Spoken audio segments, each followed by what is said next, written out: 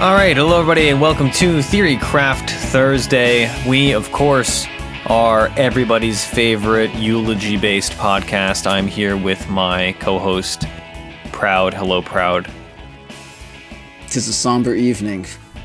That it is. Today we are, of course, celebrating I shouldn't say celebrating. I guess it's still celebrating the death of 7.06. It was... it was a patch, and thankfully it is, it's nearly dead. This is the funeral. The funeral is one of those weird funerals that lasts like a week, but eventually this funeral will be over. November 1st will hit, and we will be saved from the dark, dark fate of the last few months. A macabre gathering of the ghosts and ghouls of patches past. Yes, very thematic. All right, so following this will, of course, be a requiem for 7.06 with musical accompaniment by... You'd think it would be a eulogy. No, I mean, the requiem is the song that they play, and then the eulogy is what you give, like the speech.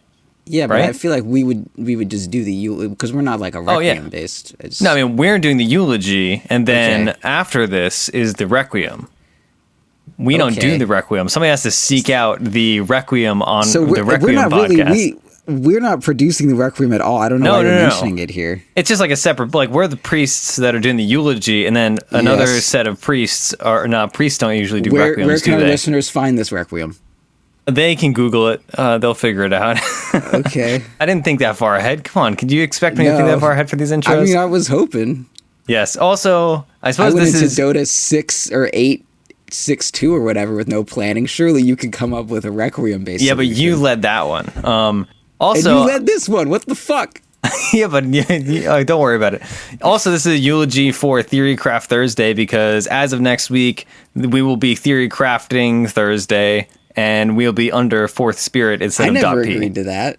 You did agree with that. I suggested that, and you're like, oh man, what a funny idea. Yeah, most of my funny ideas are things that I don't do. Okay, all right. We'll still be Theorycraft Thursday. That's why they're funny, because they're fucking bad. All right, we'll still be Theorycraft Thursday, but as of next week, we'll be branded as Fourth Spirit instead of .p. It'll still be on the same feed, so rest assured you don't have to go anywhere else. And everybody's here heard me give that speech last week, so we don't need another one of those. But it's not a good speech. It was an all right speech. It wasn't like eulogy level. I'm being unnecessarily harsh. That's okay. We're going to get bad iTunes reviews if you keep being that harsh, Proud. I love everyone. So, perfect. All right. Now that we're off to this great, grand old start, let's move on to our week in Dota, Proud. How has your week in Dota been? I'm an offlaner now. Yeah, that's a change. I'm an a little late in the patch to make a change. I've kind of been offlane my whole life if I really think back on it. I just played it in the safe lane. So I've played like let's see, about 4 offlane games this week, and I'm pretty sure that this is my new role. I only play Doom and Underlord, just to be clear, and Centaur from time to time, but I'm pretty confident, and I'm looking for a team that needs an offlaner. Because I'm very good at it, and I can play Doom and Underlord and sometimes Centaur, and I kind of just I've never lost an offlane game, I find. Okay, that's good to hear. Specifically when I'm Doom. I've lost on Underlord before, but not on Doom. So that's been good. I never get any kills either, so if you're a person who doesn't like when they're offlane kill steals, don't worry. I'm always 0-8 or 0-6 or something, but I do the work. I put in the work, and I get it. You just don't take credit. No, I really don't. I don't get it either, honestly. Yeah, offlane is a pretty thankless position. Yeah, so I figure, why don't I just never get any kills? But no, I mean, I do. Okay, well, in this game I did get 5 kills, but the last 2 Doom games, 0 kills. Consistency. Yeah, well, sort of. It's only 2 out of 3. I mean, it's like a D. But that's fine. Yeah, I'm an offlaner now. That's how my week's been. I played a PA game. Fuck, that was a good game. I heard about it. It was something. Oh my god, it was so good. Yeah, we had a Meepo mid, and the dude DC'd, and then we were against like Doom and Viper, it was like Doom, Viper, Razor, a 4 tiny that was like higher level than our mid, or not our mid, than our offlane or whatever, and then like a Rubik as our support. Our Meepo DCs, and it's just like me and an Earthshaker, a Spirit Breaker, and a Lion trying to get through like 4 fucking tanky ass heroes and a Rubik that keeps stealing my dagger and slowing me. It was like unreal fucking difficult. But we barely made it out. It was so I was like, man, I'm so fucking good at PA, man. I'm so fucking, it's the best. Yeah, It was like the hardest game of my life. Yeah, I remember somebody asked you, because you were talking about that game on Discord, somebody asked you why you have so many kills on PA, and you gave a really good description, because I feel like this is a common problem I see when people are like, why did I lose this game on PA? Or just when I see people lose on PA, or when I have friends that play PA, or when I myself, not anymore actually, I've been playing PA well recently, but I used to have this problem. So what is your answer to that question basically, is like, why are your PA games so high kill and high intensity? So PA actually works really well with this matchup, or with this patch.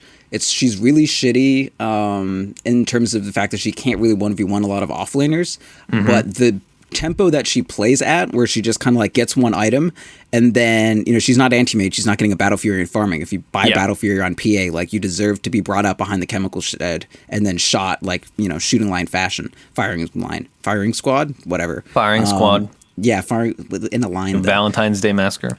Yeah, sure, whatever. 21 gunshot salute to your face. Whatever that's it very be. different. Just don't play PA. We're jumping all around.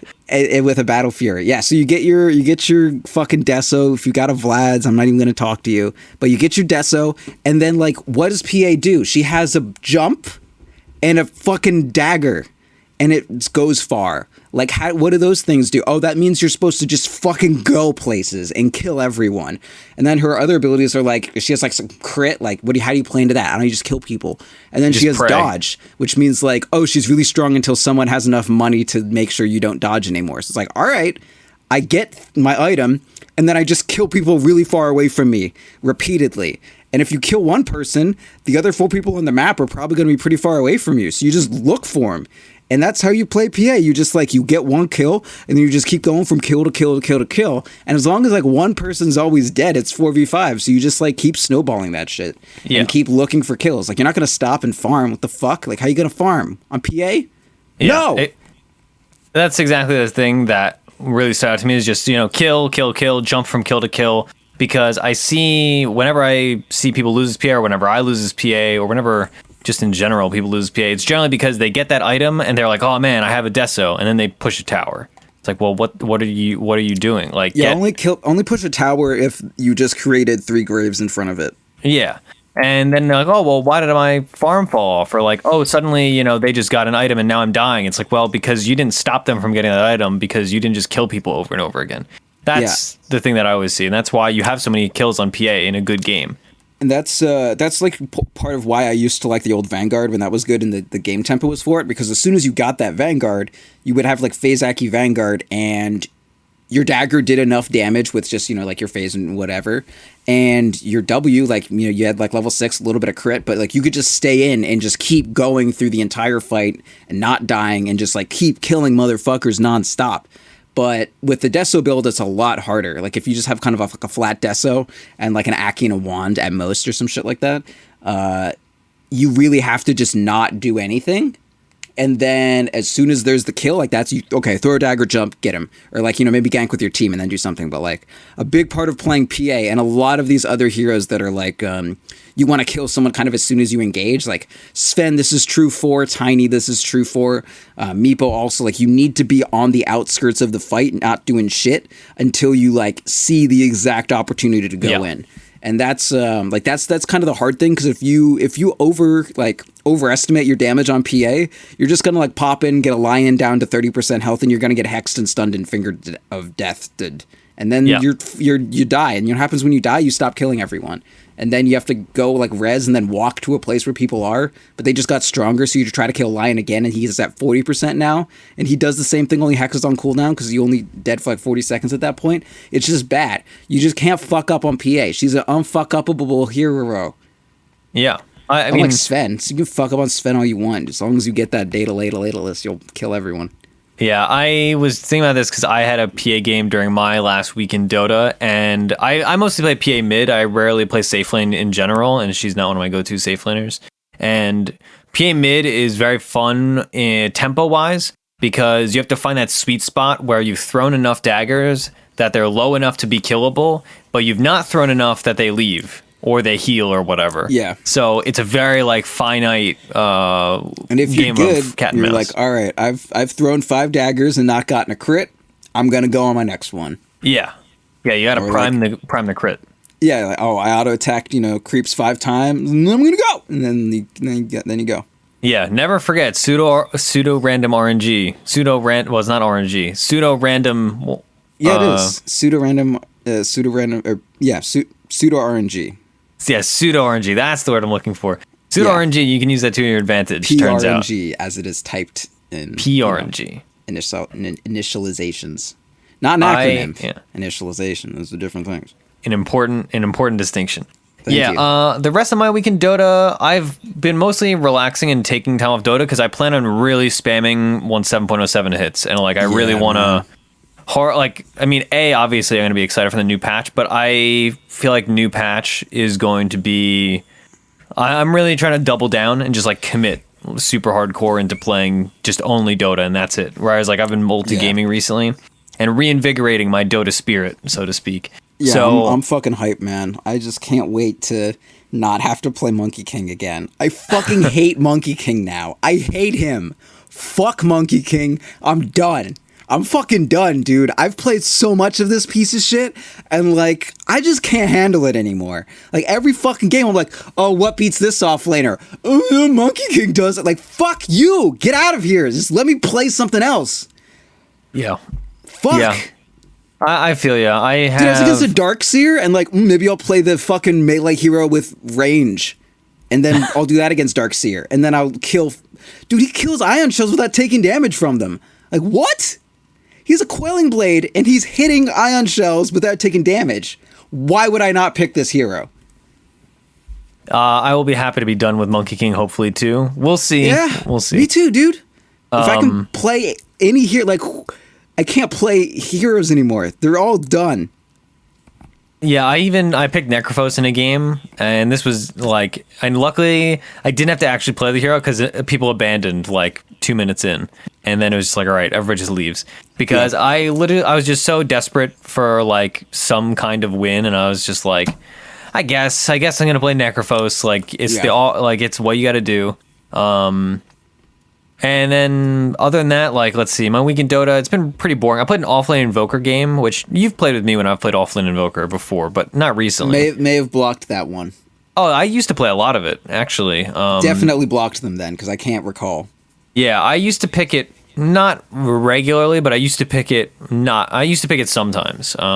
Yeah. I've probably like a few dozen games of offlane Invoker, and it's probably because my MMR was so high that I was just like...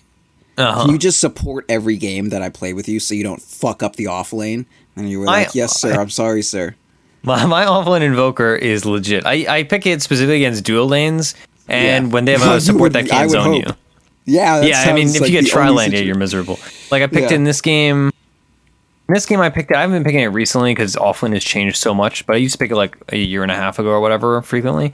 I picked it this game because we had a Spirit Breaker that wanted to go off lane also, so I was like, all right, you'll go off lane because he wanted to get like his level 2, and then I'll also go off lane. I'll be protected for the first couple waves, and they were dual laning like, what was it, like Ogre Magi, Wraith King, and I was like, I don't care about these heroes, and I used to counterpick the Wraith King because AM was banned, and I was like, all right, we need to steal int, or we need to steal mana, and we can't pick PL.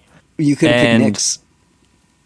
No, they had a Nyx. They picked Nyx after I picked Invoker. So well, yeah. I mean, the I Nyx counter Nyx, yes. Doesn't really. I mean, most of the time he has like 500 mana, and you burn him once. Yeah. All right, 3 more burns, and we got him.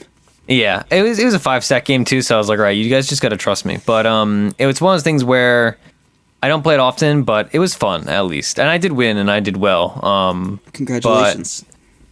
Yeah, that was my only like real standout fun game.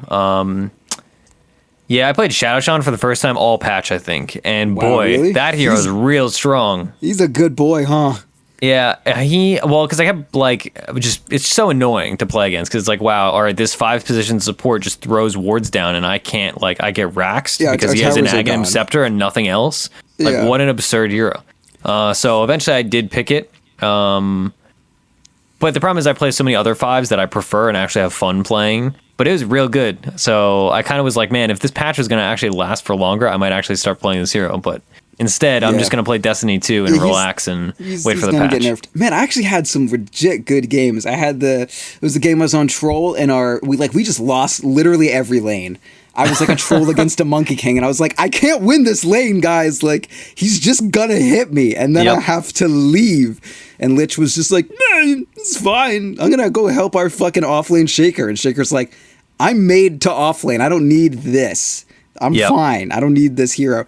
And so we just got shit on. Then eventually our Lich, who was our highest MMR player, he was like 5,600 or something, was like, this sucks, man. I'm fucking done. It's like, if you're 50, like, don't give some fucking high 4K mid if you're fucking 56. Like, what are you doing? But then he, like, AFKs in Fountain, and Earthshaker's like, come on, guys. One more fight, man. We can do it, man. Come on, one more fight. And then we just do that for about 10 more minutes. And then we're like, wait a sec, I think we're ahead. And we end up, like, we lost to Rax at 18 minutes, and we were down 16,000 at 18 minutes. Yeah. And we fucking pulled it out. And it was like, what, like an hour long? No, it was like an hour and 10 minutes, and it was a plus 31 point game. So that was like, oh, it felt so fucking good. A testament to why you should never give up. Dude, our entire team had more deaths. No, okay, so who had Invoker and Lich and Lena all had one more kill than they had deaths, and then everyone like the rest of like pretty much everyone had equal, and then Earthshaker was like 4 and 7. But yeah, I was like 10 and 10. Lena was 12 and 11. Invoker 13 and 12.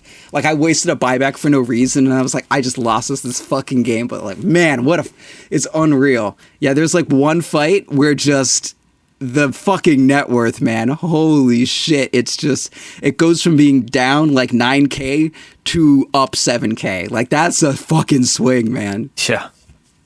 Anyway, yeah, I mean, there are some other ones. I could just go on and on about this fucking, like, my last week of games. I played Lone Druid, and I tried to do the range druid thing with the Mask of Madness.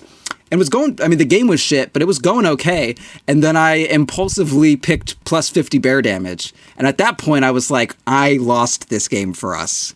Because that's not good to do when you're trying to right-click with your hero. So, turns out this hero is not good when it has 50 less damage than it's supposed to.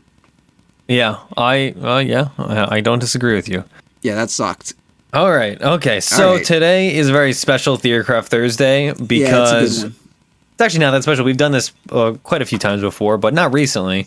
It's special. Yeah, it's special. It's not unique. Or it's special, but it's not singularly unique. I don't know. Don't worry about it. Yeah, it's not absolutely unique. Yeah, but it is atypical. So, what we're going to be doing today, we're not going to be playing a combo. Atypical what? Atypical, just like the show on I know, Netflix. Sam. Fuck. Okay, so we're not going to be playing a hero combo today because we figured 7.06 is about to be over, so who cares about playing a hero combo? Literally, who gives a shit? The only combo you need is Doom and a Satyr early game. Yeah, and maybe a Shadow Shaman. Sure, yeah, I mean, I don't know what a Shadow Shaman's going to do with a Satyr. Yeah. Okay, all right, I was going to go on a tangent. Let's not. Okay, so instead of doing a hero combo, we're going to be talking about Dota drafting and then assessing common situations, because as much as, a lot of times obviously we talk about the meta in a vacuum of, we're playing 7.06F, what is big here, what is big in 7.02, what is big in 7.04, whatever. Frustration, that's what's big. Yeah. Frustration. Frustration is pretty big in every patch, let's be honest. Specifically in patches that last for like 5 months. In the first 2 months, every patch is the best, and then after the first 2 months, every patch is the worst. Yeah, that's fair. That's an astute observation. Thank you. So we're going to be using a bit of what we've learned over the course of many, many patches and talking about what is applicable regardless of the patch. And maybe specifically some things that we've learned from 7.06 that we're going to keep with us regardless of how the meta changes and how heroes change and whatnot. All the little things that you gain and you learn just from playing Dota for a long time. Fuck yeah, man. Well said. Yeah. Oh, I try. I'm just stumbling through words because I don't have anything written down, but that's what's important. Good. All right, so first of all, let's go through drafting, right? We're going to do this just by phases. Obviously, most people don't play Captain's Mode frequently, but the things you learn from drafting theory, whether it's by watching pro games or listening to analysis or just doing it yourself, is still applicable in all pick, right? In your casual 5-stack or in your casual solo queue ranked games, you don't need to, you're not drafting for a team, but you're still using the things you've learned on how to draft and what you should be doing, what you should not be doing to make a better team and to increase your win chances, ideally. So let's talk about drafting, just analyzing the first phase primarily. So in what would you say are your general rules for first phase drafting, right? Regardless of specific heroes and whatnot, and pick the meta hero first, like not worrying about that crap. I think there's two kinds of first phases that you need to think of. There's ones where there are certain ridiculously overpowered heroes that are like cores that or something like that need attention. Yeah, or there's one where there's just like generally like a set of generally good heroes. So a patch like the Leshrac patch, you would want to devote your bans to like Leshrac and Storm or something like that. Yeah. But in a regular patch like this, like if you there's no situation where I'm going to first ban Storm because that hero has counters that I can deal with. But if there's a situation where there are just dumb broken heroes, like it goes from I'm going to prioritize like a really good support to I'm going to pick this core that can be countered, but it's so fucking good it doesn't even matter. So you need to think like, is this a patch where there's just a Necrophos, or is this a more general patch where I would just prefer them to not have, like a really good 4 or something? Like there's no cores in particular that are crazy. I just don't want them to be able to set up any generic core very well. So that's kind of what I think about what people always want in the first phase, barring things like, in the Lesh patch, I want Lesh, is you want probably like one of your two supports and then something that's flexible between either being, but something flexible in between a couple positions that's pretty high priority. All of your early picks, since a lot of bans haven't happened yet, any pick that you take, you would prefer it to also be something that there's a high chance your opponent wants. So like a really good set of early picks would be like Shadow Shaman and Earthshaker, of course. Both incredibly good heroes. So there's a chance your opponents might have wanted them in any generic draft. But also you have a Shadow Shaman that's your 5. It doesn't leave you with a lot of holes. Like it's not like, I picked a Dazzle, therefore we need lockdown in these other positions. And also gives you push or whatever, like very, very generic. And then you pick an Earthshaker. So it's not like, okay, they know what our support duo is going to be. And it's not like they know exactly what our offlaner is going to be. Because if it's a bad offlane for Shaker, it can be your 4. If it's a bad game for a 4 Shaker, you can run something else in the offlane. You almost always you want to be able to counter what your opponents do. And if you pick two heroes that are firmly in their positions the first phase, you are very open to having at least one of those two heroes, especially if it's a core, just being flat out countered. And you want to delay that as long as possible. So a nice a 5 or a 4 and then some kind of flexible hero is always what you want in the first phase. But if you can't attain that, I would opt for going for a 5 and a good a top tier offlaner is kind of the way things go. The patches are almost always dictated by the offlane. Almost any patch you can decode into the offlane is what causes all changes in the meta, except for adding the extra melee creep, which I mean now since we're viewing that as the new meta, if they change something else in the offlane and we just view, tri-lane mid as standard, the offlane, the next offlane change would spur everything beyond that. Anyway, that's a weird tangent. But okay, go on, sorry. No, I mean, that makes perfect sense, right? You don't want to be revealing a hardcore duo, whether it's 2 cores or whether it's 2 supports, right? Because if you put out 2 cores, they're going to get countered. But if you put out 2 supports, similarly, you're unable to counter certain things. And they know exactly what, they picked, a weak support duo. One is going to roam, the other one can't zone. So I could pick a greedy offlaner because they're not going to be able to zone him or her, right? In pubs even, my offlane invoker, right? Offlane invoker sounds objectively ridiculous. But if the enemy team, their first 2 picks are let's see, what 5 can't zone? A 5 that deals very low damage, and then a 4 that it has to roam. Then it's all right, I can get away with absurd things like a Viper offlane or a Razor offlane because they have revealed so much so early. Similarly, like you said, this is a bit more obvious, but you don't want to first phase 2 cores or even necessarily one of your 1 or 2 first position or second position cores because they're going to get countered. They're going to get dealt with. If you know the exception, your first set of heroes are almost always going to be countered. You want to pick heroes there that have, the least punishing counters. Okay, you're going to counter my Shadow Shaman? What the fuck? Okay, whatever. Yeah, it's okay, you pick Sniper and my wards aren't great, whatever. They're still pretty good. Yeah, and if I have Shaker, even if I have to play it offlane or whatever, it's okay, you countered my offlane Shaker, whatever. Like, every offlaner gets fucking zoned. Like, that's just what happens. I don't give a shit. So that's why offlaners are pretty good to pick, and so are like 5 positions. So that's in general what you want to do. If there's dumb broke, like if you can get Necrophos, like when I'm playing a pub or something, I'll pretty much always want my 5 and then my 4, like 5, 4, 3. And then 1, and then my mid is like the last thing I'd want picked. Unless Necrophos is there, and I'm going to first pick it, and I don't fucking care. And then it's just that order, only you take the mid out of it, so it's just 5, 4, 3, 1. But yeah, that's, I mean, and the same thing for Captain's Mode or whatever, when people are playing Battle Cups and shit. Like, pick a dumb broken hero if it's there, and then afterwards, pick your 5, and then ideally your 3, because the second you reveal both your supports, like, if there's a glaring hole in them, like, oh, we don't have any disable that can't be cleared by Manta, then they're just going to pick Anti-Mage or PL and you just fucking lose. Yeah. One of the other things I would put in the running is, it's not so applicable right now because the patch is very, very balanced, but if you can first phase a hero that the counters are either very weak in the metagame, or the enemy team likely can't play, this is more specifically at lower MMRs, is more applicable. Like, you can first phase a Darkseer, right? And he still fits a 3, but if you first phase a Darkseer in a game, in a meta game where Oracle really sucks, which is not right now, but there's historically been patches where... Well, I would say Oracle is yet to trickle down into being played in mass, at the very least.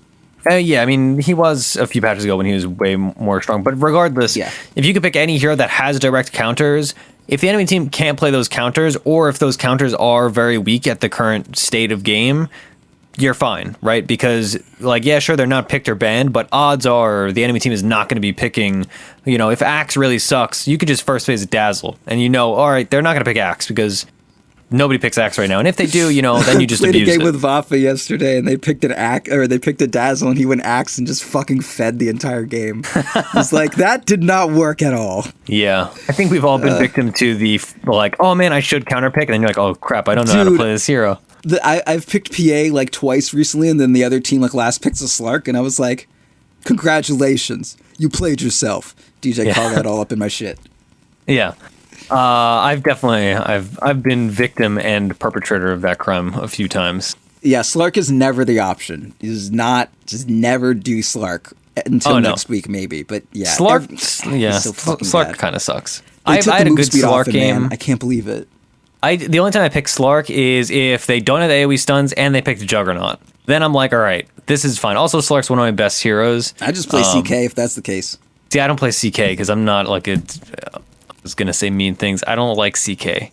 I really dislike CK. What possible mean things could you say about someone who is able to play CK? I was going to say degenerate, but then all the CK pickers like backwards are going to get all up on me and be like, oh no, CK is a real good hero. Anyone who is cool enough to play Chaos Knight already knows to discount anything that you would say negatively about Chaos Knight players.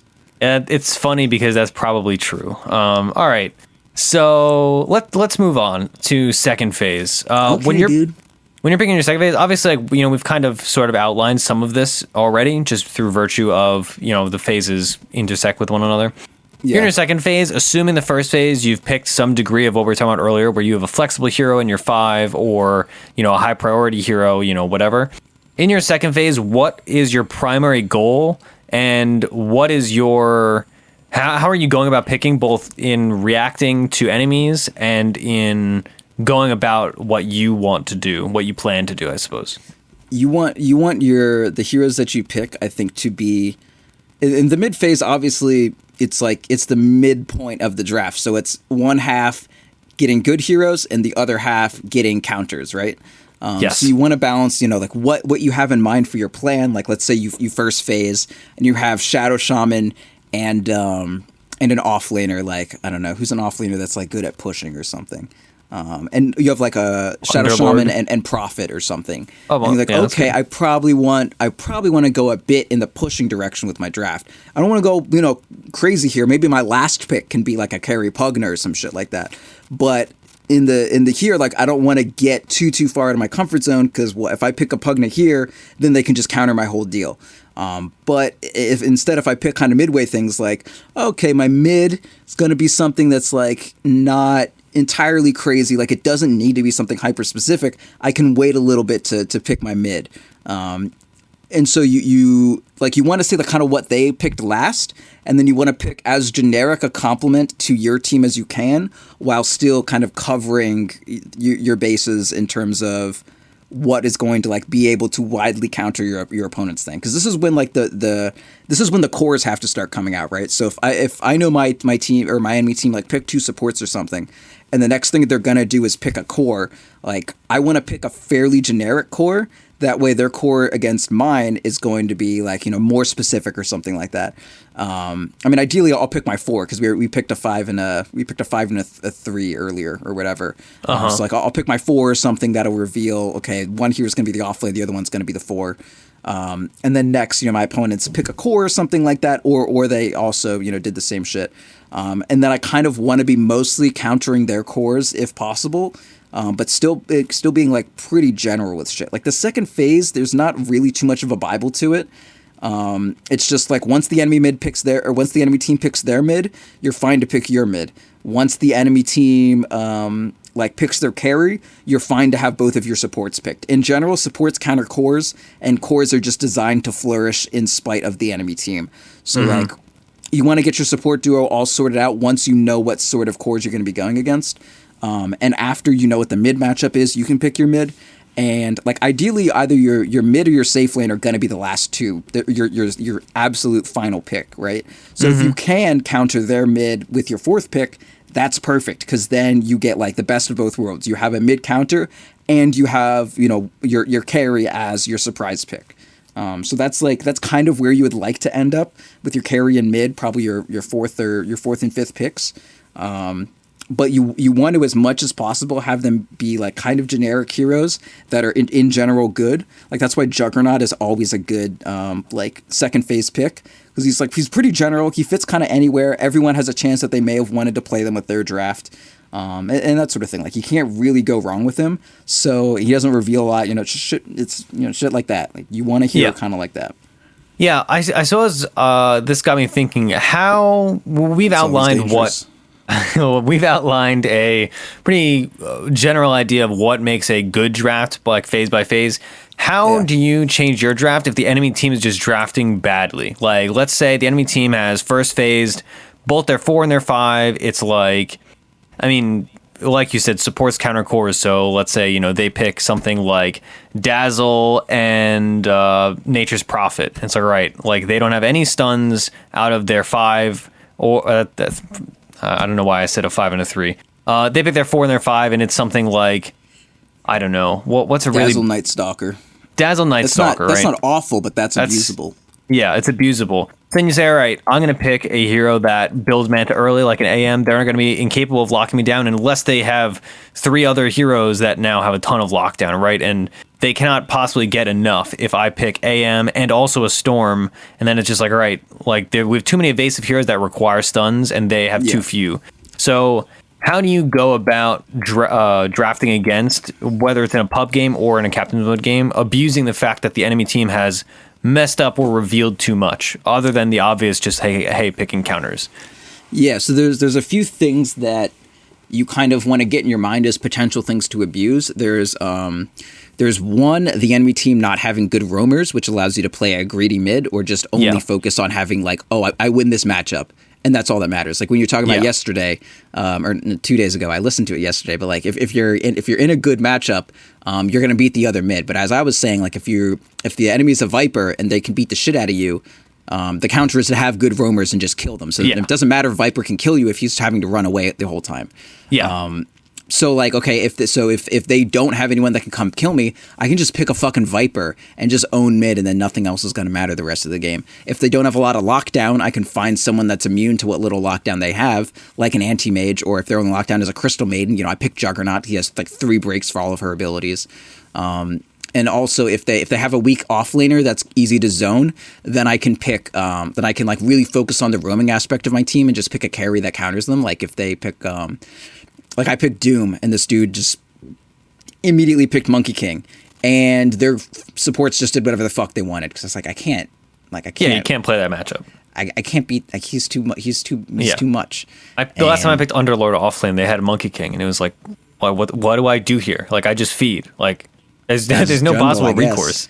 Yeah. So yeah, like if they reveal certain things, then you like pick what deals with them best while giving you enough excess to do things in other directions. Like if it's kind of weird sentence. But anyway, yeah, like that's what you do. Like you identify what is actually weak about them, find a hero that can abuse that, and see how it fits into their draft. Like let's say I'm aiming for I'm hoping for, let's say something like a life stealer in my draft or something. But then I realized that instead of Line and Earthshaker as their support duo, which I would, be very into having a life stealer for, it's, as we said, Dazzle and Night Stalker. Like those are good heroes, but Life Stealer really doesn't do well against Grave because he just has to dive deeper and deeper, and you can time out his rage but with Grave. But maybe I'll pick a hero like Juggernaut or something who can Omni Slash someone, and then once it ends, he can just like blink out of it if there was a Grave or something, or he can like go diving into something, and then Night Stalker silences him. He just like mantas and then Omni Slashes or whatever. So like you modify your draft to be a little bit less conservative. And be more exploitative of the enemies. Yeah. I mean, I think the thing that really comes to my mind is that, of course you can exploit their weaknesses, but also it gives you more freedom to just do whatever you want, basically, so long as that thing is not already countered, because exactly what their heroes are already doing. Yeah, right? It's much better to like draft what you're good at than what's good against your enemies. So like if you know that they have a very open draft, you can just think, okay, what is the best shit I play that can fit into this? Like the second I notice a game is okay to pick Lone Druid in, I'm like, okay, here we go, everybody. I'm gonna pick Lone Druid. I'm gonna bust it wide open. Like that's every fucking time. And he's not good. And that's not the good pick there, but it's my good pick. So yeah, like. Reach within your playbook and try to find a play, Mickey. Yeah, I mean, it makes perfect sense, right? They show, we definitely have to tri-lane this because, like, we pick, like, Spectre, Dazzle, Witch Doctor. It's like, there's no possible way they're going to do anything but tri-lane. It's like, great, I can pick whatever safe laner I want. I could do whatever the heck I want because there's no way they're going to be in my lane. Yeah, and your mid can do whatever they want to, Yeah. So, all right, pick your best mid. What do you want as your matchup? Nothing fucking matters. What do you want to do? And that's how you do it. Yep. All right. So let's move on to the last phase picks. And of course, we haven't talked about bans, but bans, that's where whatever. The secrets come. You pick your secrets. Yeah. So so if you have last pick, of course, you have to deal with their hero. So that's a bit more simplistic to deal with or to talk about.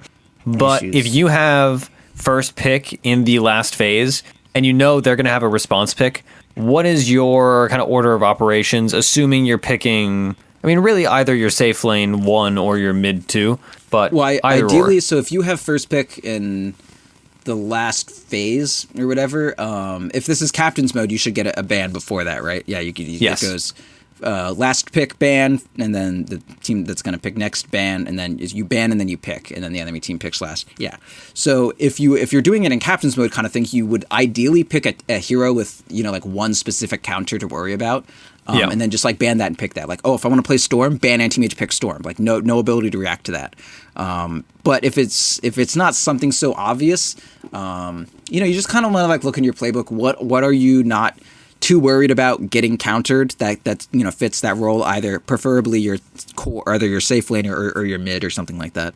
But I like ideally the way that you really want to go is you want to pick something that has one strong weakness, which is balanced out by a lot of big strengths, and just ban the hero that fits that weakness the most. Like, perfectly, it's, the Storm and I ban whatever. It's the Venom, I want to pick TA and I ban Veno, or, just shit like that. It's best to pick a hero that has one strong or like one specific hero that just fucks them over, and then you ban that, like, ban Sven, pick Meepo, that kind of shit. Yeah, the way I also think about it a lot of times is if that hero is still in the pool, like let's say you want to pick Wraith King, you ban Anti-Mage and you pick Wraith King, and then the logical thing for them to do is to pick PL, right? But if you've already drafted, like we were talking about earlier, your first phase picks were something like Earthshaker and I don't remember what the other hero was, a Shadow Shaman. Yeah. Then you are basically forcing them they're in a rock and a hard place, right? One counter yes. is still obvious, but if they pick that counter is countered, so Right. they basically screwed themselves. That's one of the other big things that I catch myself feeding into accidentally, because I just impulse. I'm like, oh man, the counter's still in the pool, let's go. And then it's like, oh crap, this is a terrible PL game. Yeah, like the other... And that's why you want to build a team that like covers as many bases as possible. It's why you don't want any fucking do-nothing heroes on your team in most circumstances. You don't want a fucking situation where you're like, yeah, I have a Lich mid and a Bounty Hunter. They're both good heroes, but guess what? They picked any number of heroes and now we can't do shit. Yeah. It makes a lot of sense. It gives if you do that, it gives as we said, like, if their picks suck, you have a lot of freedom to do whatever you want. So you can counter whatever they have with whatever counter you desire. But if you have like an ironclad kind of team that has, like a little bit of something to deal with everything, then if you pick Wraith King, they're not free to just pick Phantom Lancer. If they really want a mana burning hero, they're like, I guess Juggernaut with a really fast diffusal and a lot of attack speed is my best bet. So that's why you don't have shitty support duos that don't do everything for you. Yeah, one of my other main things I think about, especially when I'm last picking in pubs, is it's more applicable in pubs, because in pubs a lot of times you'll have a core that's highly contested that they just pick. So let's say it's a patch where, or it doesn't even matter the patch. Let's say a guy like second picks Meepo. He's really convinced he wants to practice Meepo. He's like, yeah, they'll counter me. I'll deal with it. I'm getting better at Meepo, whatever. Yeah. Then... And I'm thinking about this because specifically because we used to scrim against a team that did this.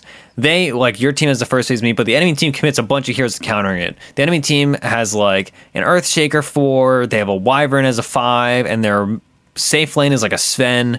Yeah. And they've committed so many heroes to countering that, and theoretically that's super bad, right? Because your Meepo is a high investment hero, and he's super countered. But your last pick, you can say, all right, they've committed so much to countering the core that we revealed either intentionally or accidentally early. Then you could just pick something that is countered by completely opposite things. So you could pick, let's say, Ember Spirit, and then that's a free game once you have a Lincoln Sphere. Yeah, because all of the things they do isn't the perfect example there, but yeah. Yeah, I mean, a Spectre or something, and like, we're meant to like be defensive until Meepo goes on us, and then we counter initiate. But they have a Spectre, like we have to hunt. This sucks. Yeah. Exactly. Yeah. So you can pick any number of heroes that basically their counters are not applicable to, right? If they picked, like if your mid was a Storm and they went all in on like an AM and stuff like this, then you just pick a Lifestealer. It's like, yeah, you guys have no BKB pierce, or Phantom Assassin.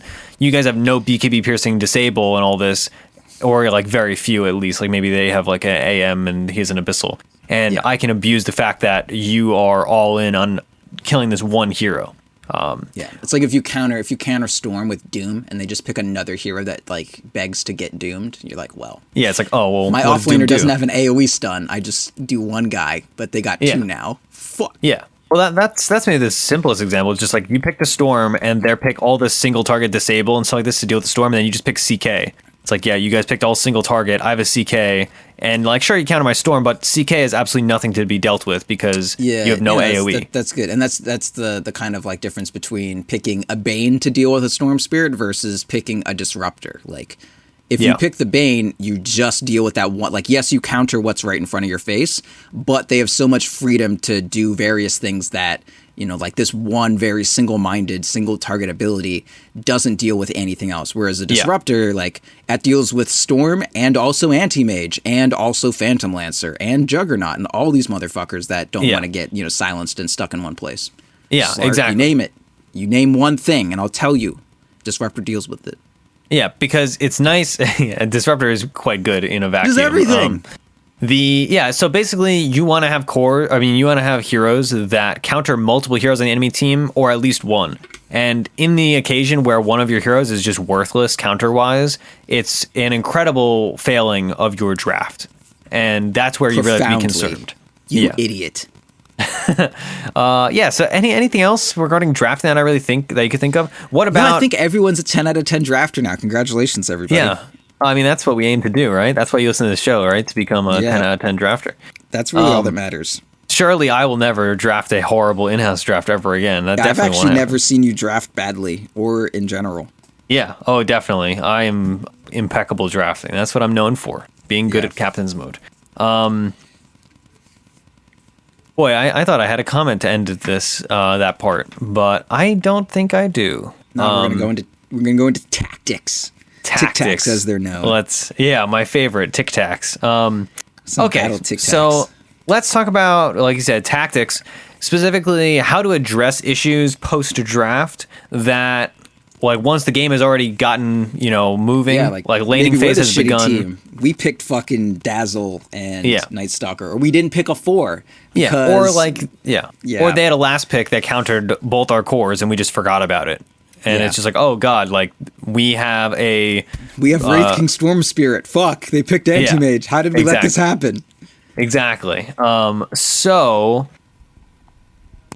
and also, like these situations specifically are issues that you run into regardless of patch again. So it's not like a specific issue like today where it's like, oh god, like they have Necrophos, Pugna, and we don't have a Diffusal Carrier. It's like more generalist issues that we run into. So I think the most obvious issue that we all run into is just addressing obviously lost lanes. Like whether it's lost via draft, like they had last pick and they countered your mid and it's like, we're screwed.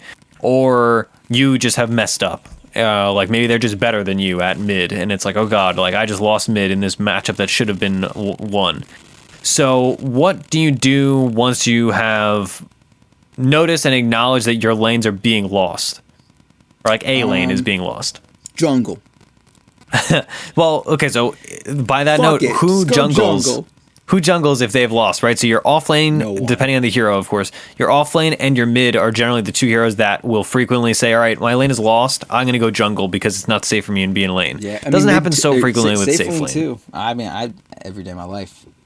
Really? I feel like safe lane a lot of times goes in jungles if the lane is going well because they cede it to their support briefly. Well, they do it when like the off laner is, it's like, okay, I'm 6 and then the Doom just hit 6 and I can't deal with this. I'm gonna your leave. support's like, just rotated somewhere or something. It's like either the support has to sit here sapping XP the entire time or I have to leave. Because you kill Doom and then he just comes back and he's just like the fucking moon in Majora's Mask just looking at you and it's like, any second now, you will make a mistake. And I'm just like, I just want to leave. Get out of me. I just want to leave. And or then I fate and die. No, you just leave. Yeah, there are some times where I'm just like, just get it over with, man. Just fucking do me so I can enjoy my lane again. Just let it happen. I catch myself doing that, specifically against Faceless Voids, where it's like the enemy team has Faceless Void Invoker, and I'm like, I'm going to definitely die if I stay here, but I really want to CS, and I really don't want to jungle. Just use the Chronosphere. I know you're going to do it. Yeah. You know you're going to do it. Your Invoker knows that you're going to do it. My Dazzle doesn't know that you're going to do it. Just let it happen. And then you just get, then you just get Chronosphere, and that's okay. That's okay sometimes. Yeah. Okay, so what would be your go-to in each lane if you're acknowledging that you've lost a lane? Like, what's your ideal situation? It kind of depends on what you have to work with. Because if you're like, let's say you're a Phantom Assassin or something, which I so often am, and your lane just sucks and it's bad. Like, what are you gonna do? Jungle with like half a phase boot? And no, you can't jungle with half a phase boot.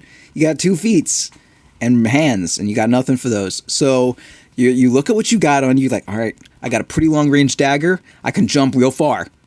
I guess I'll turn that into kills, hopefully. And then you're just like, all right, if they're stomping my lane, they've probably got a few heroes there, or they've got some of their stronger heroes there. And ideally, my other lanes are serviceable. So if I just shimmy my little butt over to like mid lane, oh hey, I bought an Orb of Venom because I'm a good Phantom Assassin, and good Phantom Assassins have Orb of Venoms. And now you just threw like a 900 range, 40% slow, or like fucking 60 with an Orb. Ability is wild good. But yeah, like just look at what you have available. Like, is my hero decent at jungling? If not, is there any way that I can turn this into like ganking another lane and then putting pressure up? And then as soon as I do that, maybe their offlaner will rotate and then I can get my lane back or something. Is my mid able to like rotate and can I do well against their mid? If so, like maybe encourage my mid laner to go gank the enemy safe lane and then I'll, like go take mid for a little while. But I think in general, like the best thing to do is when you get zoned out and you have to like run back to base or whatever, turn that into TPing somewhere they don't expect and then wiping them. Like come normally when you get forced out of lane, it's at nighttime. Like you're probably not going to get forced out of lane at minute 2, right? Yeah. Probably not at minute 3, but like it's like minute 4 through 6 and 7 are normally when you get forced out. A little bit after 7 when the enemy offlaner gets their ultimate, but it's normally during that nighttime. And also safe lane always gets ganked at 6 minutes. So that's another part where you probably will get forced out, like literally on the dot, 6 minutes or 6:45, one of the two. It's always safe lane gets fucking ganked, and it's so fucking obvious, but no one ever wards it anyway. It's because the wards have just faded recently. It's nighttime. The offlaners hit 5 or 6 at least, and the roamer has already gone somewhere else. I always manage to buy a ward to ward it, but somehow fucking supports just can't figure it out. Anyway, so you want to, so like if it's nighttime, like it is a good time to kill. That's what you do at night. If you've ever been awake at night, you've felt those urges. I know you have. I'm not. It's the same for everyone.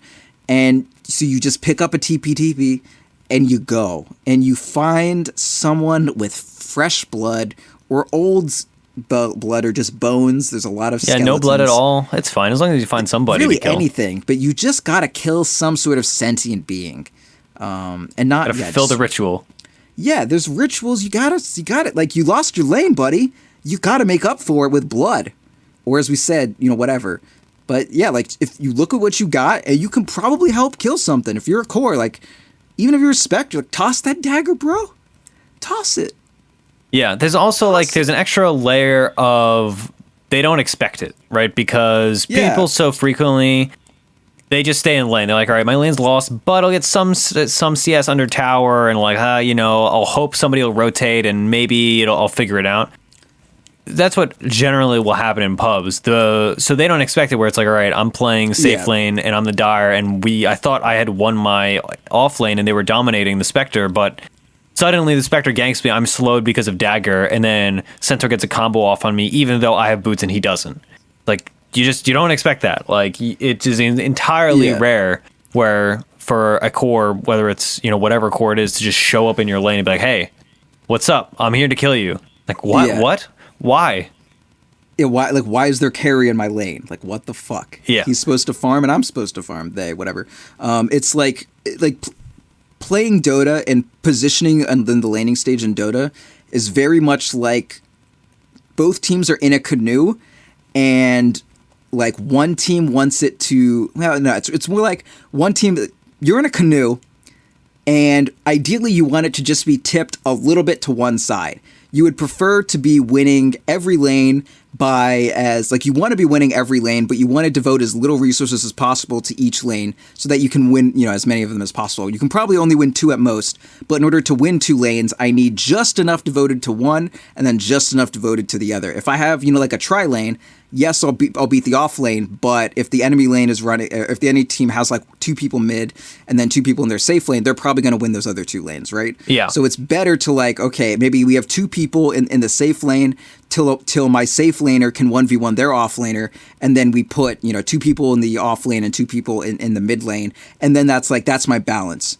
And so it's a very meticulously balanced canoe. It's just there and it's perfect. And then what you want to do, if you can't create a perfectly meticulously balanced phase on your side, you just want to drop a boulder on one of the sides and just hope it fucking tips them. So if they're shitting on all your lanes, and then you say, okay, mid, stay under tower. My 5, you can just soak safe lane. I'm not gonna, and then your 4, your carry, and then your 3 are all just gonna kill their fucking Monkey King. And the Monkey King's, my team, this sucks. And they're like, yeah, it does suck.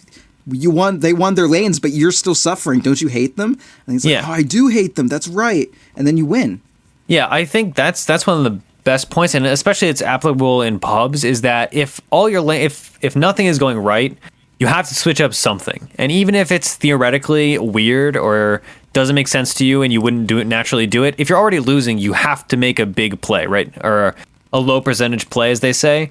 Not even that. You have to make a weird play, an unexpected play, or a shocking play. It's shock and awe tactics is really what I would say. You need to make big moves, not half measures. I think is the best way to say it. Because you don't want to make low percentage plays. You just want to make You just want to make big moves. I think they just have to be big. They don't have to be unexpected. I mean, ideally unexpected, but yeah, like the big thing is they have to be big. It's not just, oh, I do something, whatever. It's like, oh, we smoked with 5 heroes to gank 1 lane instead of just 3. Like, you got to do big shit. Can't do little things. No half measures. Yeah. Okay. I mean, that makes perfect sense. So if you're losing as a core, you switch it up, right? The alternative is to call for supports to help, and who knows if they're actually gonna help you or not. What you brought up earlier is like you're losing to a Viper in mid lane. Your matchup's bad, whatever, and you say, all right, Spirit Breaker, come here. Let's gank him twice. Gank him twice. Suddenly your lane is fine. That's another relatively simplistic and very natural way to gain dominance of a lane. A lot of times, whether or not you kill the enemy, as long as they're out of lane, you are suddenly building up from that deficit, and you are building an advantage over them. So you might not kill the Viper, because Viper's pretty hard to kill, it turns out. But if he has to run all the way back to base because it's 3 minutes and his shrine's not up, you have just gained, like, what, probably 90 seconds? Waves, probably. Yeah. Yeah. And... yeah, so that and those if that are lets you like finish your phase boots, then maybe not Viper can't trade with you, but now you trade evenly with Viper because you just close the damage gap or whatever. Or like now he at least can't kill you. Yeah, or like now I can deny more often than they can last hit, and that's just going to keep growing.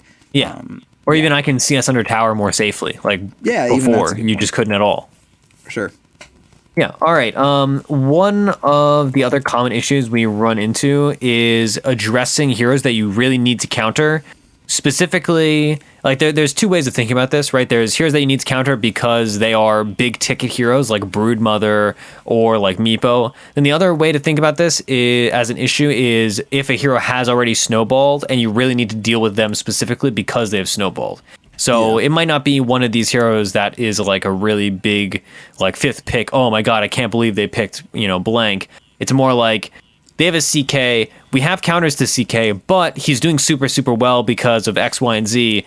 And now we need to go about dealing with this. So we picked an Earthshaker to be able to kill him, but he has a heart in a BKB. And and our Earthshaker doesn't have a blink. Slam.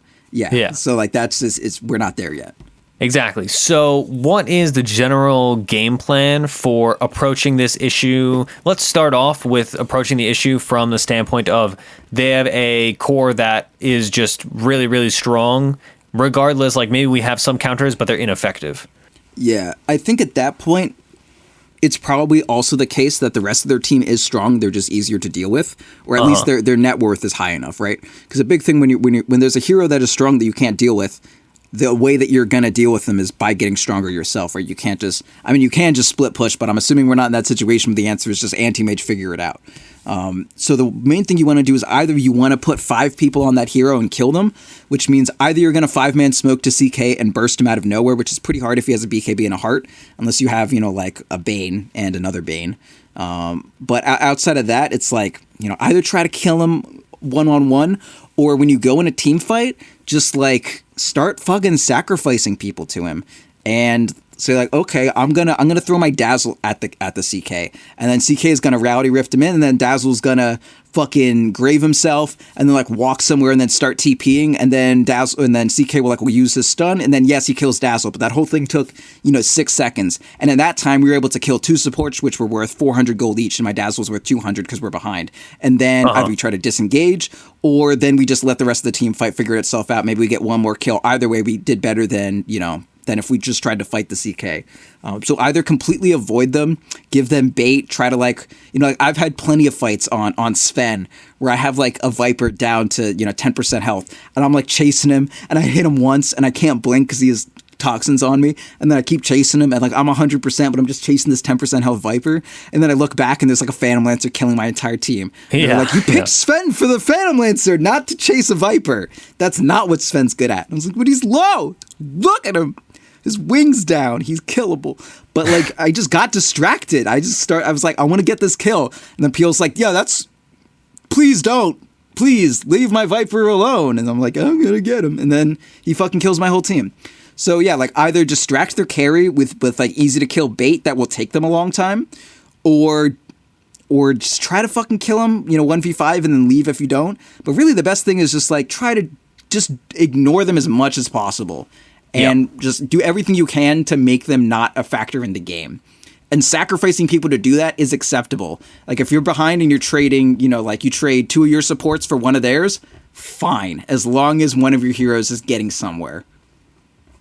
Yeah, I mean, that makes perfect sense, right? So how do we go through that second situation where it's like, oh, they fifth picked a hero that we have nothing to deal with, right? They fifth picked a hero. Let's continue to use CK as an example, I suppose. They picked CK. We have all single target stuff. We have no way to AoE disable this person. How do you go into it where all right, we just don't have the tools that are intended to deal with this hero? I think that's the sort of situation where the only answer is to just like ball all over the game. And what I mean by that is like, I guess snowball. It's like kind of a mix between baller and snowballing. But yeah, you just want to fucking like roll out all your shit on the game and just run it over. If you can't do it to the person that you're afraid of, like this works for if you're against an anti-mage too and you have no lockdown. If you just like beat the shit out of the other team and you get strong enough that the CK kind of has to engage into you, but can't kill anyone very quickly, and you can just kind of like manage it. Like, okay, all your skills are single target, but if you're of enough single target, it doesn't matter. You'll kill them eventually. Yeah. But yeah, kind of like the way to deal when you can't counter a specific hero is to, there are ones like, oh, we can't counter anti-mage because he's too evasive. We don't have enough lockdown. And then there's things like, oh, we can't counter Sven because we don't have enough, we don't have enough mobility to kite him, or we don't have enough tools to kite him or whatever. Mm-hmm. And kind of the way you deal with that is you just like out-itemize in like a raw strength fashion, like Juggernaut against Sven. There's really very few situations where Juggernaut is going to be able to man fight a Sven. But if you do get an AC and Diffusal and like Manta and like Scotty or something like that, like a butterfly too. Yeah, like Sven is gonna have he beats you in the fucking like brute force engagement. But if you have enough armor, like it's gonna, even if he does, it'll take him a fucking long time. And after, like, you can, like 2 people can deal with that perfectly. Yeah, like I've played Sven against Lifestealers before, and I'm like, oh yes, Sven, he beats the fight. Like he kills Lifestealer. Like that's what he does. There's no one who can out fucking brute force fight a Sven.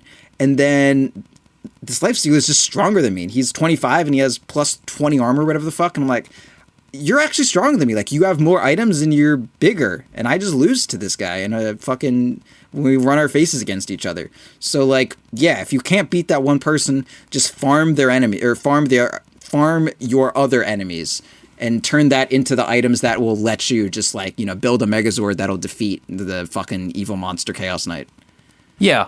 One of my other big things that I always think about as a game plan, it's kind of a classic game plan, is that if the enemy team has a hero that you can't deal with, just stomping them early so that they can't get to that point at which they are impossible to deal with, right? The easiest example for sure is Anti-Mage, right? The same same thing you were describing earlier, where like, oh, we don't have enough lockdown to do with an Anti-Mage. If you just like aggro lane him, even if your heroes aren't good at aggroing, just impeding his farm so that it's 22 minutes and all he has is a Battle Fury and like Brown Boots, sure, like, you don't have the stuff to deal with him late game, but you are delaying his late game sufficiently that you can actually still deal with this game, right? It's still salvageable. So you are not allowing the situation at which this hero counters you or you have trouble dealing with him or her to happen. CK, right? CK famously is one of the worst heroes to play from behind. If you aggro against a CK or just gank him a bunch of times, and it's 16 minutes and all he has is like Tread's armlet, it's like, okay, like this guy's having not a good time, and this tempo-based hero is not able to just snowball and have, Heart, Armlet, Echo Saber, Treads at like 26 minutes, right? That's just not a thing that's going to happen because he has no flash farm. You're pressuring him, you've ganked him a few times, and then you've basically avoided this whole situation, right? Yeah. One of the, also, like, you can just run. People underrate the value of just running heroes at enemies early game, right? Yeah. Like, if the enemy team is a Broodmother, and it's like, all right, we have no broods, it's a classic 5th pick Broodmother game, and you're just like, oh man, we're just shafted. We have terrible supports dealing with Brood. We have like Dazzle Night Stalker. What the heck are we gonna do? Brood's not that strong at level 1. Like, all she is invisible and fast, and she runs over terrain. but she's not actually going to deal any damage. So if you just run a couple of heroes at Brood, zone her early, she has to use all her tangos. She tried to rush a Soul Ring, so she has no extra regen. And sure, you've committed, a couple hundred gold in sentries or dust or whatever, but this hero is not going to be a problem for a significantly longer time, right? That little bit of investment has yielded great rewards in terms of you spent a couple hundred gold and you spent, let's say, 45 seconds, maybe a minute and a half into dealing with this hero.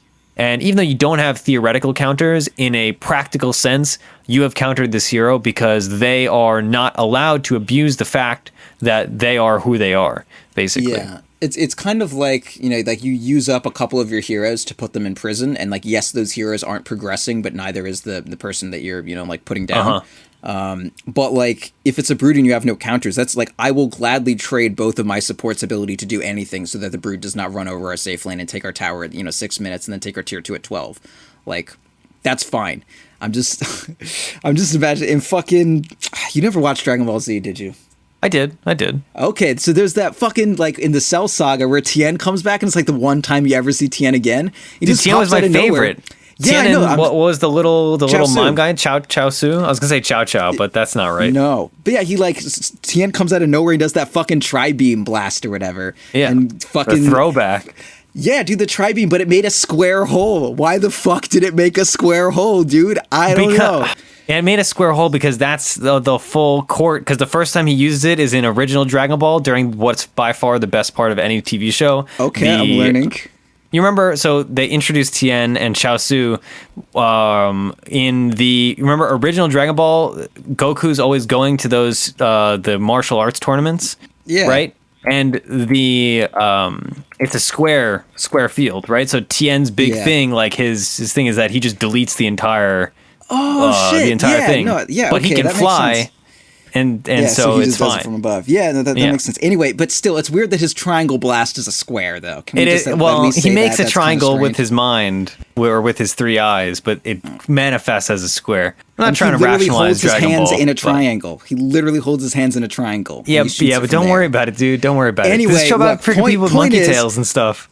Point is, fucking, he just like pops out of nowhere, and then he just like for like 20 minutes he just keeps shooting his little triangles in a square and keeps Cell like underground. Like, Tien, you good? And he's like, I'm fine, I got triangles. And he just keeps doing it. They're just like, he's like, oh, hold him. And they're like, all right, dude, later. And they just sacrifice Tien to make a fucking triangle square for like 20 minutes. And that was good, though. That was the play.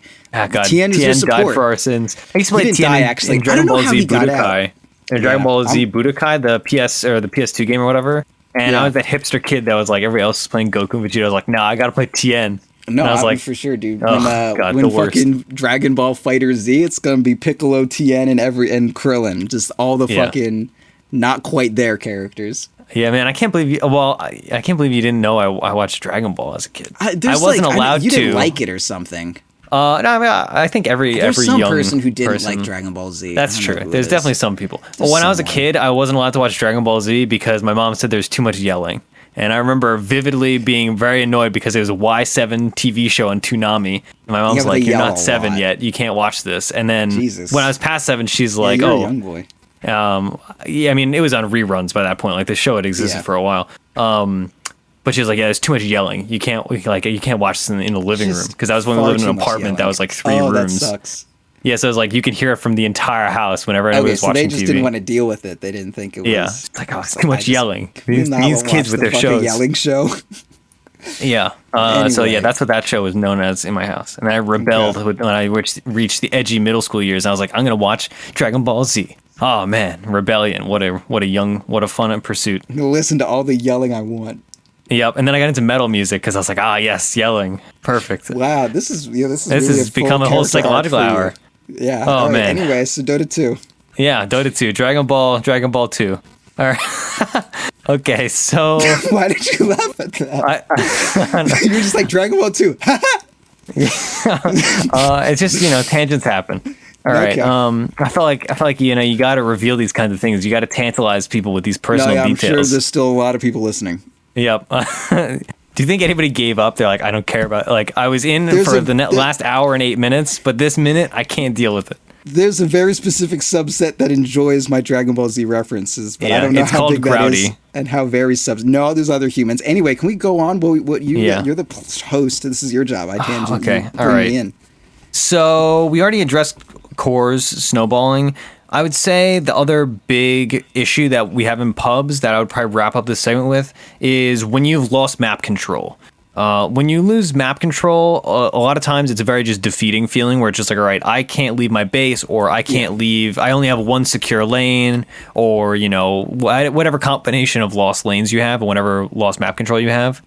What is your go-to fixes to that situation where, to whatever degree they have controlled the map, but you have lost portions of the map from your control and you cannot safely go there anymore? What's the game plan? Smoke to ward. Okay, smoke to ward. It's a good start. That's the only thing you can do. That's the only thing you do? That's as soon as that, it's multiple choice, and then as soon as all the map turns gray, so do your options. Yeah, so with that ward, basically you are securing farm regardless of the lost lane, right? That's the game. That's the reason why you're doing that. They're gonna kill you anyways, though. Yeah. I mean, that's unfortunately that is gonna happen. You kind of just lose, I think. Okay. Over. So I suppose I will offer some solutions then, since we may or may not have just completely lost. I'm just depressed. Because we talk about Dragon Ball. Control. No, I just really wanted to have map control, and now we don't. Yeah, it's honestly like maybe one of the worst feelings when you're. Actually, no, it's not worse in my opinion. My most frustrating thing is when you don't counter a mobility hero and they get away over and over again. That's more frustrating than losing map control. Yeah. Anyway, my most frustrating is when I have to listen to Sam complain about when they have a mobility hero and we don't have control. Yeah. No, that's fair too. The game plan I have usually when I've lost map control, and I'm a conservative player that doesn't like using smokes. I smoke as a 4 and I smoke to gank, and then once the mid game centers, I'm like, nope, we're gonna smoke as 5 or nothing else. We're gonna save it. Yeah, even saving. But I just am a very conservative player because usually I don't have enough faith in everybody that I'm in with to perfectly execute a smoke. Because smoking's hard. Like, you know how many games we've lost? And shit? Huh? I think he said cough, and I was like, "Why are we coughing? What?" I was saying if you don't do it often, you cough. Oh, I thought you said caught. Anyway, yeah, no. I usually my concern with smoking in general in the mid lane. Oh, that was the joke. Oh, like lungs. Gotcha. All right. My concern is usually that is smoke. You have to execute perfectly to be effective, but if you don't execute, you're gonna throw. And it's just like, especially if you're smoking into a place where you have no vision, it's like this is a low percentage play. When I've lost map control, scan kind of helps with that, but normally you scan a place and then there's no one's there, and you're just like, I'm going anyway, and you just walk there. You're like, all right, well, this is a safe place, I guess. So anyway, if I've lost map control, if it's just one lane, I usually try to pressure the other lanes really hard to detract from the pressure they're putting on whatever lane is lost. And that opens up the ability for us to retake that area. That's more applicable to kind of early mid-game situations where it's just like a couple towers and they don't have hardcore deep wards and they're not sitting in your jungle and stuff like that. It's more of a they had an aggro lane, but now the aggro lane's elsewhere. So drawing attention from the lost lane can really open up that lane. One of the other big things is if they're consistently pressuring a lane, you can notice patterns, right? If you know, let's say they have an offlane Brood and she won her lane because you didn't have counters. She's pushed in both your tier 2s, but she's consistently, all she's doing is farming the offlane triangle and then going and pushing the lane back out, and then farming the offlane triangle and then pushing the lane back out, and then farming your jungle, etc., etc., etc. You can basically see this pattern and use game sense and predictive movement to gank this person with or without a smoke. Obviously, ideally, you smoke to do this.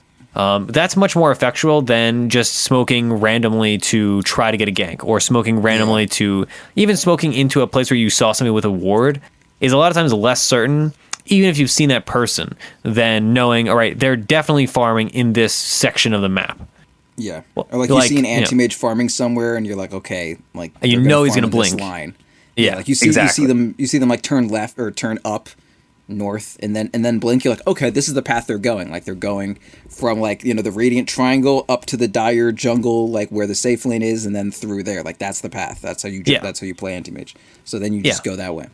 Yeah, exactly. I mean, that's like for a while I was counterpicking anti-mages just by picking Wind Ranger, and every time I got an Invis rune, I would just look and see where the anti-mage is farming. The moment he blinks to the next camp, he tread switches to agi treads to what's it called, to kill things faster, to hit better, and then you just shackle him, you kill him, and it's easy, right? And you could do that like clockwork over and over again, even with clockwork, I suppose, if you are in the right matchup. So yeah, predictive movement, that's a big asset to if either a lane is lost or map control is lost or just ganking anybody. It's even more valuable than scan or wards in a lot of cases. And it's more consistent because you don't have a limit on using your brain to predict movement. You have a limit on smokes. Another thing that I would really suggest is if you have mobile cores, or it's really just mobile cores, like just going really fucking deep and then just like, farming their jungle or cutting waves is a great thing to do. Like I was playing Monkey King earlier, and we were losing really bad. So I just hopped across the tree line, pretty much all the way from like Radiant's like top barracks to, I want to say like all the way up to the northwest corner, and then like halfway to the Dire base. So I'm in like the top middle of the map, and I would just like sit there and I would just throw my Q down and just kill a wave every so often. And then I would, like hop down, do the jungle, and then hop back up, and then another wave would spawn because the little staff has a 22-second cooldown. So I basically just killed their wave with my staff every fucking 2 seconds, and then just farmed their jungle. And they were just like, what the fuck? Where's our wave? And eventually they realized that like, oh shit, there's like a guy somewhere there. So they sent like 2 people to try to find me, and I'm in the trees, so it doesn't matter. So as soon as I see them, I like port down, and I'm like, all right, guys, there's 2 guys up here. And they went up here because they didn't already have people up here. Therefore, everyone else is down here. So, like, now that these guys ported up to deal with me, we're going to smoke to where they must have ported from, because that area is going to be weak now. Yeah. You should, like, if you can go deep, do it, and then just, like, fuck with their jungle and that stuff really close to their base. And then they'll go deal with you, and if they're dealing with you at their base, then the map is now open, and you can, ward without smoking or try to reclaim some amount of territory. Yeah, I suppose I always think of Eternal Envy for this tactic, and it's something I remember. I forget. I think it's very often found on the other side of the map. It's a relatively simple mental math, right? You say, all right, they are in our jungle, they are taking away our avenues to farm, but because they're occupying our jungle with so many heroes and there's such a force, let's say pushing out our tier 2s or whatever, there's no possible way they can get more than one hero into their jungle to deal with me. And there's no way, like best case scenario, you free farm and you push out lanes, whatever, you relax. Second good scenario possibly is they have to leave their push because they're pushing tier 2s, but they say, oh man, we need to deal with this AM. We stop our push to go deal with an AM who's evasive and he runs away. Or third scenario, you just keep farming and then you push and then they have to leave after taking a tier 2. You trade, maybe. So they, just by virtue of being dominant, are unable to deal with your kind of like guerrilla warfare almost, where instead of outright fighting them, you're just dodging fights and just like drawing their attention elsewhere. And if you're like me, eating bananas. Yeah. And if you're like me and you panic, like as you know very well from playing with me, when I get ratted, I stress out. I'm like, I don't like this because so frequently I lose games where it's like, we try to like, oh, we'll outpush them, and then it's like, yeah, but you're not going to outpush an AM. It's like the early warning signs of like, trauma setting into you, and you're like, oh god, not again. And so I frequently will TP back earlier or sooner rather than later, and a lot of times I will either A, I'm not enough because nobody else has come with me, or B, I've made the wrong decision and my panic has basically disabled my team from pushing, but the enemy team has already still gotten what they're going to get out of this push, right? So that is a really effective way to deal with a game where you're getting pushed in real hard and you're having a hard game, is just leave and deal with something elsewhere. And at the very least, you'll stop their push or draw their attention away. Or, best case scenario, you get a Rax and your team defends well. Especially if your team has good high ground. if there's one thing that you take away from this episode that has very little to do with the concept at all, is that cutting waves is like really fucking good. Yeah. It's like a good thing to do. I would highly recommend trying to do it sometime.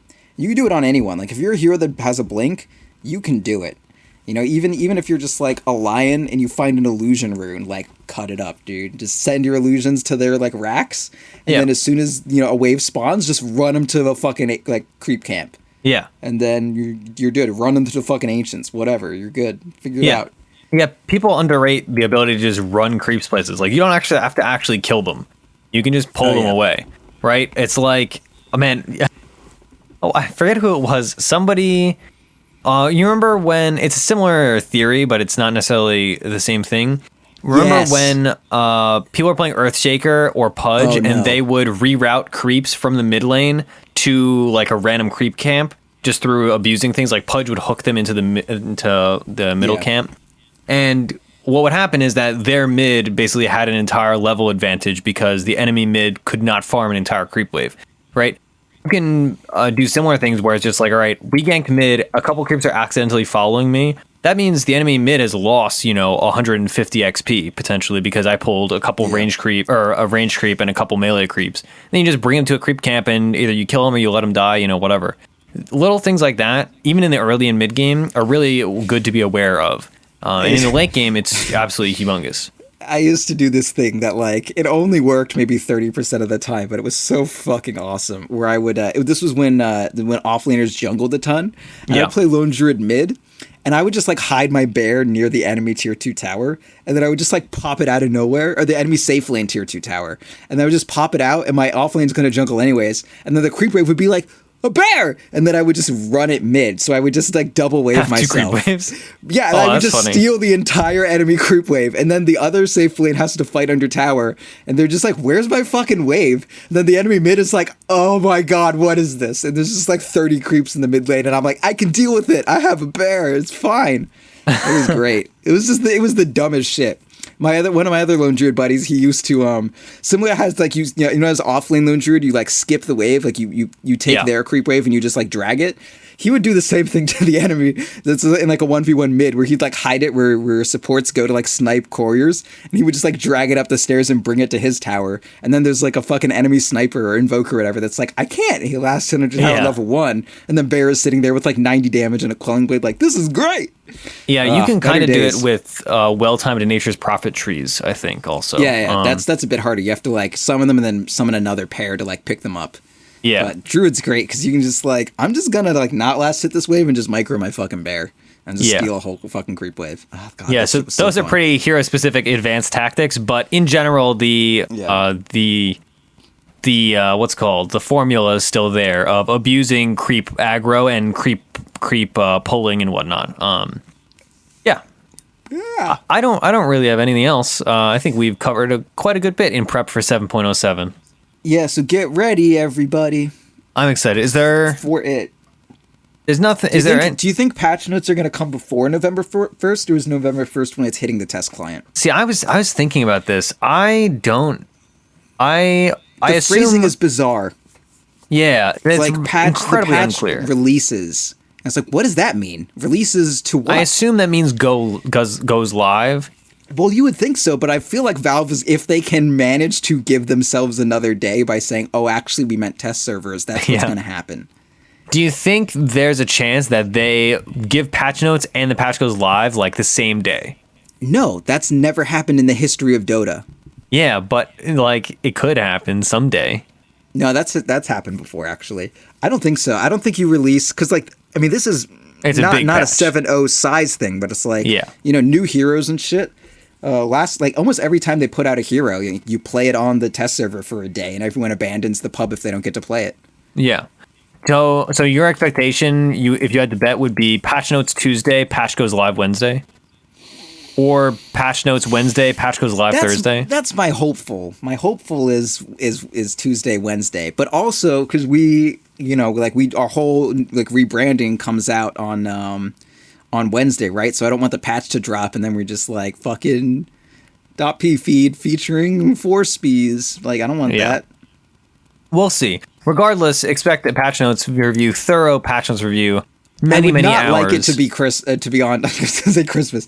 I would not like it to be Halloween. Is when I need to fucking record for 9 hours. That would not be ideal. Yeah, that's true. That would be annoying because the doorbells. Oh man, I didn't even think about that. That's gonna be terrible. Well, I mean, not. I was gonna go to a thing. Oh, I see. Yeah. Okay. I'm being an old person and not going to the things. I haven't been to a Halloween thing in a very, very long time, but I have a friend who wants me to go to do some punk shit. So I'm going to do some punk shit because that's what you do on Halloween. You do punk shit. I got invited to a very college party, and I'm like, I don't think I have it in me to go to this. Like, it's just not in the cards. So I think I'm going to be lazy. Raging for TI.